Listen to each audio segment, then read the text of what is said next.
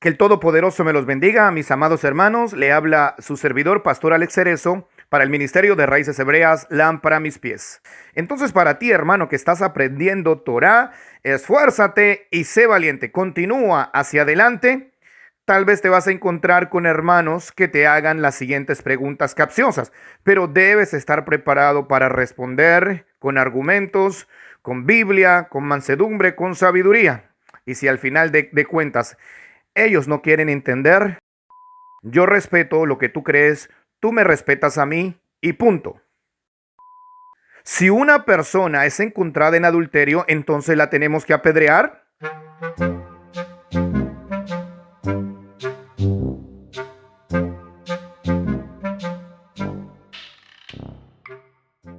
En el Antiguo Testamento era sentenciada a morir por apedreamiento, lo mismo que un hijo rebelde. Habían pecados por los cuales no había expiación. Estos pecados eran la inmoralidad sexual y la idolatría y algunos otros, como incluso violar el Shabbat. Entonces hoy en día te pueden confrontar con estas preguntas capciosas. ¿Debo yo hoy, bajo la gracia, ante el incumplimiento del mandamiento de no cometer adulterio, ante el incumplimiento del mandamiento de guardar el Shabbat, si no lo hacen, se tienen que apedrear estas personas hoy en día? Entonces esto es un desconocimiento total de la escritura y obviamente no te están preguntando para aprender, te están preguntando para tentarte. Debes contestar como Yeshua. Yeshua contestaba de una forma puntual y eficaz a cada uno de estos hipócritas que normalmente intentaban persuadirlo o hacerle caer a través de preguntas incisivas, preguntas capciosas, haciendo gala de la hipocresía. Yo les pregunto a aquellos que me hacen preguntas capciosas, es decir, a toda pregunta respondo con una pregunta. ¿Qué se llevó Yeshua? ¿Se llevó el castigo o se llevó el mandamiento? Porque la escritura dice, he aquí el Cordero de Dios que quita el pecado del mundo, no que quita el mandamiento de la ley. ¿Qué fue lo que se llevó Yeshua si encontramos a un hombre siéndole infiel a su esposa? Es encontrado en adulterio. ¿Qué es lo que merece? La muerte. El castigo de la muerte. Claro, porque la escritura lo dice. Ahora, ¿qué fue lo que se llevó Yeshua en su sacrificio perfecto? ¿El cumplimiento del mandamiento o se llevó el pecado y el castigo? Porque si Yeshua se llevó el pecado y el castigo por el pecado y a su vez se llevó el mandamiento, ningún esposo tiene obligación de serle fiel a su esposa. Oh, yeah. Pero Yeshua lo que se llevó fue el castigo. El mandamiento continúa vigente.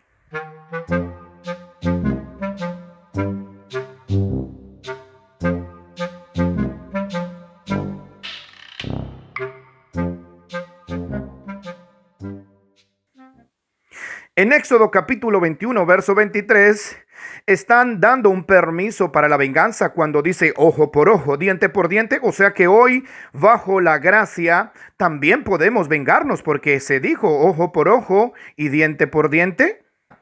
Oíste que fue dicho ojo por ojo, diente por diente, mas yo os digo. Y tenemos este texto y lo sacamos de su contexto y entendemos que Yeshua, que Jesucristo, contradijo a su Padre. Porque oísteis que fue dicho en la ley de Moisés, mas yo os digo otra cosa. En el cristianismo se hace ver que Jesús iba contra la ley de Moisés. En el cristianismo se hace ver y se le hace pensar a sus feligreses que Jesucristo peleaba constantemente con la ley de Moisés. Y esto es una aberración muy grande. Oísteis que fue dicho. Y ese mas yo os digo lo tienen como un permiso que Jesús dio para abrogar lo que estaba en la ley. Yo quiero decirte que la frase oísteis que fue dicho, mas yo os digo, es una frase rabínica que normalmente usaban todos los rabinos que estaban involucrados en el estudio de la Torá. Todos los rabinos, porque era un método de autoridad que intrínsecamente relacionaba la interpretación que daban las diferentes escuelas rabínicas. Yeshua, la Torá viviente, tenía la interpretación correcta, por lo tanto él como maestro de la Torá, porque él era maestro, Él tenía la autoridad para decir esta frase e interpretarla de la manera correcta. Yo te quiero decir que Yeshua no contradijo nunca lo que estaba escrito por su padre, porque si Yeshua contradice lo que está escrito en la Torá, no califica para Mesías. Yeshua no vino a escribir una nueva Biblia, Yeshua no vino a cambiar nada. De hecho, él dijo, la doctrina que yo traigo no es mía. Él también dijo, yo no he venido a hacer mi voluntad, sino de la voluntad de aquel que me envió. Entonces, enseñar que Yeshua cambió lo que el Padre instituyó significaría que Yeshua es un hijo rebelde, que Yeshua es un hijo que vino a contradecir al Padre. Y esto es una inconsistencia desde todo punto de vista, tanto teológica como lógica. Como el Mesías de Israel, el Mesías del mundo, el que estuvo en la cruz pagando por nuestros pecados, iba a contradecir la ley de su propio Padre. Y para todos aquellos que creemos que Dios se hizo hombre, sería entonces como decir que Él se contradijo a sí mismo. Hermanos, el eterno Dios de Israel no se puede contradecir, no se contradice y nunca se va a contradecir. Entonces, cuando Él dijo ojo por ojo, diente por diente, en realidad estaba dando, escuchen esto, un permiso para vengarse. Dios en el Antiguo Testamento estaba dando un permiso para vengarse. Eso es completamente ilógico. Miremos lo que dice Levítico 19:18. No te vengarás ni guardarás rencor a los hijos de tu pueblo, y amarás a tu prójimo como a ti mismo. En el Antiguo Testamento, en Levítico 19:18, dice, no te vengarás, no guardarás rencor y amarás a tu prójimo. Amar al prójimo es un mandamiento que está en la ley de Moisés. Yeshua lo único que hizo fue repetirlo. Entonces, ¿la ley te permite odiar?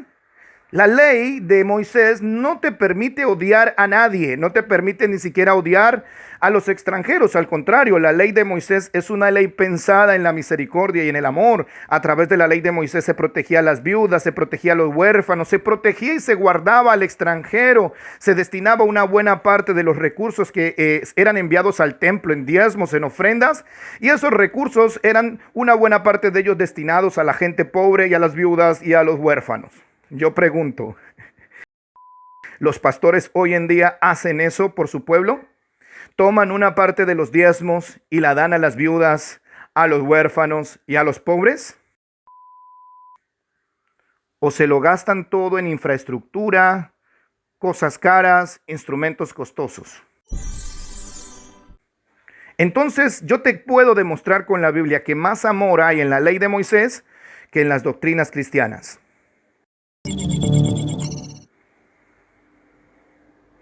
Éxodo 22:21. Al extranjero no maltratarás ni oprimirás, porque extranjeros fuisteis vosotros en la tierra de Egipto. Dios protegía al extranjero, a la viuda, al huérfano y al pobre y necesitado por medio de la propia ley de Moisés. La propia ley de Moisés estaba diseñada para crear una sociedad donde no hubiera pobreza, donde no hubiera desigualdad, donde se protegiera socialmente, donde hubiera justicia social. Porque si los que están bajo la ley enseñan cosas tan extraordinarias, llenas de amor, supongo que los que están bajo la gracia tendrán que enseñar cosas mucho mejores y más amorosas. Ojo por ojo y diente por diente no significa que tienes permiso para vengarte. Ojo por ojo es una medida de justicia que se le otorgó a los jueces de Israel en los años donde Moisés escoge estos hombres jueces para encargarse del orden jurídico en el campamento de Israel. La frase ojo por ojo se llevó al contexto secular y se cambió el sentido de la verdadera frase por un sentido incorrecto. En los tiempos de Yeshua, el sentido que se le daba a la palabra ojo por ojo, a la frase ojo por ojo, diente por diente, era un sentido secular. Y en ese entonces los judíos estaban con una ley mal interpretada y trastornada. Y por cierto, este texto lo usaban como un mecanismo para justificar la venganza. Pero Yeshua le estaba dando el sentido correcto. Yeshua no estaba diciendo, ahora ustedes se pueden vengar. Toda la Torá prácticamente estaba mal interpretada en los tiempos de Jesucristo. Así que esta medida de justicia le fue dada a los jueces, ojo por ojo, diente por diente, era una ley de restitución. Te voy a poner un ejemplo.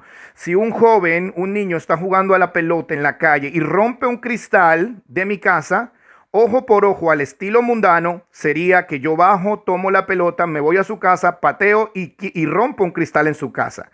Eso sería un ojo por ojo, diente por diente al estilo del Código de Hammurabi o al estilo de los mejores estándares seculares, mundanos y de la justicia social que hoy existe. Pero no, Dios no pidió eso. La ley de restitución significa que si ese joven rompe un cristal de mi casa, entonces su padre está obligado simplemente a restituírmelo. Si yo le pedí el coche o el auto prestado a un amigo y los choco, lo rompo, yo estoy obligado a restituírselo. Si yo tengo un caballo parado en la puerta de mi casa, pasó una persona y ese caballo golpeó a la persona, yo estoy obligado a proporcionarle los medios o los mecanismos por medio de los cuales esa persona se pueda sustentar mientras se recupera. Eso significa ojo por ojo, diente por diente. Si yo hago un agravio a alguien, tengo que restituírselo. Eso significa ojo por ojo, diente por diente. No significa permiso para vengarse, que si yo veo que una persona me roba, ahora yo tengo que ir a robarle. No, eso no fue lo que dijo el Señor en Éxodo. Lo que el Señor dice es que si una persona me roba, la restitución será que esa persona trabaje para mí hasta que esa persona me restituya aquello que me robó. Eso se llama justicia social y la justicia social estaba en la Torá.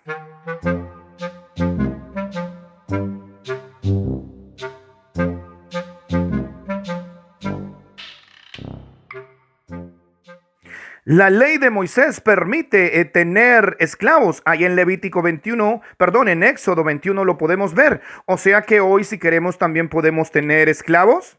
Pero ya todas estas preguntas están mal formuladas ante el desconocimiento del Antiguo Testamento. El cristianismo enfocó toda su estrategia en cuanto a teología se refiere en estudiar el Nuevo Testamento, y ante la comprensión del Nuevo Testamento podemos dar una ilustración al Antiguo Testamento cuando es todo lo contrario. Primero tenemos que conocer el Antiguo Testamento, la Torá y los profetas, y de esta manera dar una interpretación correcta a los escritos del llamado Nuevo Testamento. Vamos a profundizar. Juan capítulo 7, verso 16 dice así: Yeshua les respondió, Jesús les responde, mi doctrina no es mía, sino de aquel que me envió. Entonces Jesús no puede contradecir lo que dice el Antiguo Testamento. No lo puede contradecir. Porque si Jesús viene a contradecir lo que la ley dice, entonces Jesús no califica para Mesías, porque sería un transgresor de la ley. Y recuerde que un transgresor de la ley es imposible que muera por nuestros pecados. Yeshua tenía que ser perfecto cumplidor de la ley para que pudiese morir por nuestros pecados. Ahora, si él va en contra de la ley de Moisés, él es un transgresor. Muchas personas dicen ignorantemente que Yeshua violó el Shabbat. Yo te quiero decir que eso es una absoluta burrada. Yeshua no violó el Shabbat. Yeshua violó las leyes alágicas que habían por encima del Shabbat. Él violó las leyes rabínicas que nada tenían que ver con mandamientos. Eran leyes que se habían adicionado, leyes adicionales al mandamiento.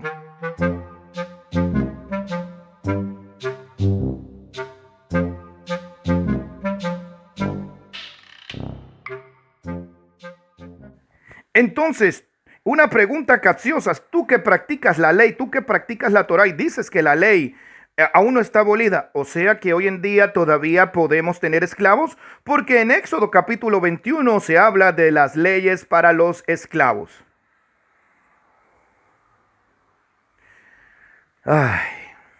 Yo pregunto, ¿será que este Dios de justicia social saca a Israel de 400 años de esclavitud para enseñarles cómo hacer esclavos?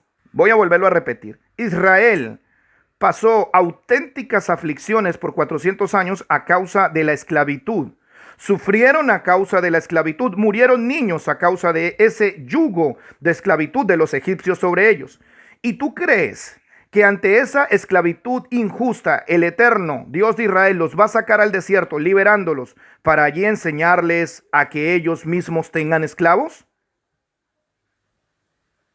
Hermanos, hay que usar el cerebro. Entonces, por ejemplo, en Éxodo capítulo 21 dice lo siguiente: si tú compras un esclavo hebreo, él trabajará 6 años, pero en el séptimo se le dará libertad sin que tenga que pagar nada, y habla todo lo tocante a las leyes de esclavos. Lo primero que has de saber es que la palabra esclavo no se usa en el contexto original o en el texto original. Se usa la palabra servidumbre obligatoria. De hecho, era como un contrato, porque si el Eterno no toleró la esclavitud de su pueblo en Egipto, mucho menos va a tolerar la que su pueblo ejerza sobre otros. Es incongruente. La palabra esclavo en el original, en este tipo de esclavitud que se habla en Éxodo capítulo 21, se llama servidumbre obligatoria. ¿Y por qué? Porque era un método de justicia social y de restitución. Te voy a poner un ejemplo. Cuando una persona era demasiado pobre, estaba en condición de mendicidad, esa persona podía ir donde un hermano y solicitar que lo tomara como siervo a cambio de alimentación. ¿Te parece mal? Cuando un hermano robaba a otro hermano, entonces iban a un juicio y los jueces dictaminaban que la forma de pagar ese robo era a través de un contrato de servidumbre obligatoria. El ladrón tenía que pagarle a la persona hasta el último céntimo, hasta el último centavo, hasta el último shekel, hasta el último dólar. Y si no tenía dinero, la única forma de hacerlo era a través de la servidumbre. Por lo tanto, la ley determinaba que esta persona iba a ser como esclavo, un siervo permanente de esa otra persona hasta que pagara hasta el último céntimo.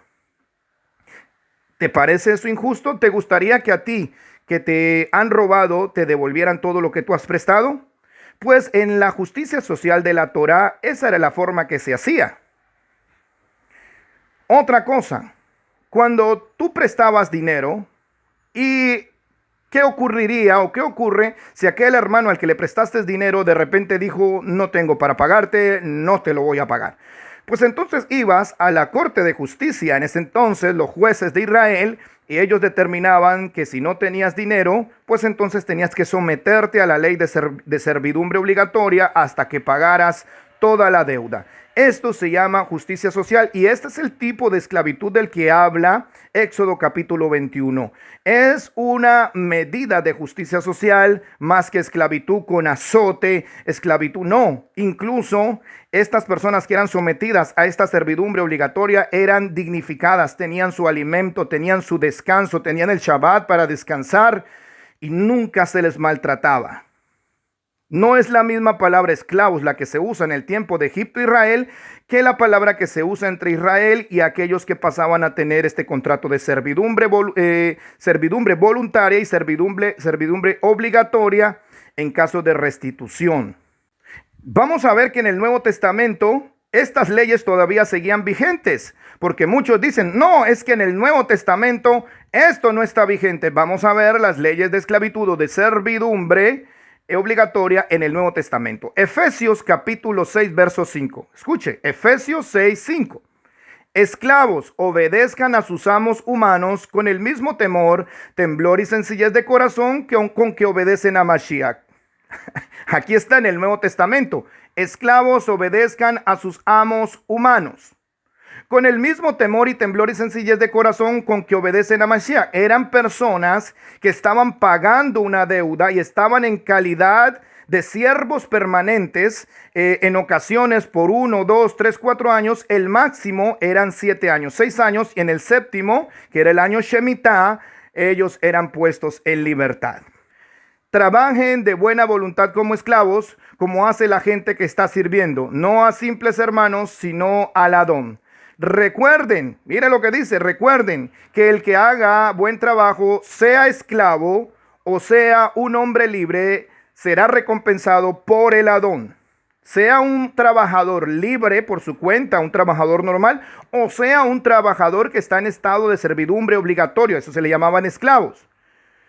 Y mira lo que dice: y amos, Traten a sus esclavos de la misma forma. Muchos interpretan este texto diciendo que es simplemente una condición de trabajo a un trabajador. No, hermanos, está hablando, la palabra esclavo aparece en el Nuevo Testamento y sigue vigente. Amos, traten a sus esclavos con justicia y equidad. Aquí vuelve a usar la palabra esclavo. En este tipo de servidumbre estaba vigente en el Nuevo Testamento. Primera de Corintios 7:21. ¿Fuiste llamado siendo esclavo? No te preocupes, aunque si puedes obtener tu libertad, prefiérelo. Está hablando de un tipo de esclavitud en el Nuevo Testamento. Esa ley de Moisés que ustedes piensan que está tan abolida, yo veo partes muy claras de la ley de Moisés vigentes en el Nuevo Testamento. Así que, hermanos cristianos y pastores, estudien la Escritura, no sea que un día ustedes comparezcan por enseñar las cosas que no entienden y que no han aclarado. Este es tiempo. Este es un momento de hacer una auditoría a todo ese conocimiento. Pablo, además, muchos años después seguía guardando Pesaj, seguía guardando Shavuot, seguía guardando Yom Kippur. Entonces, si la ley de Moisés estaba abolida, Pablo, ¿por qué seguía guardando las fiestas? Hermanos amados, yo sé que esto resulta difícil y que es locura para muchos hermanos evangélicos, pero llegó el momento en que establezcamos una diferencia entre lo que es el sacrificio y lo que es la ley de Dios. Lo que Yeshua vino a quitar fue el sacrificio y sustituyó el sacrificio, el sistema de sacrificios, por el sistema perfecto, y sustituyó el sacerdocio por el sacerdocio suyo. Pero, hermanos amados, hermanos queridos, la ley es intocable. Los mandamientos siguen vigentes, no para salvación hoy en día, sino para práctica de justicia y para santificación. Así que, amados hermanos, para todos que les gustan las preguntas capciosas, es muy fácil respondérselas. Hermanos amados, que el Eterno los bendiga. Shalom.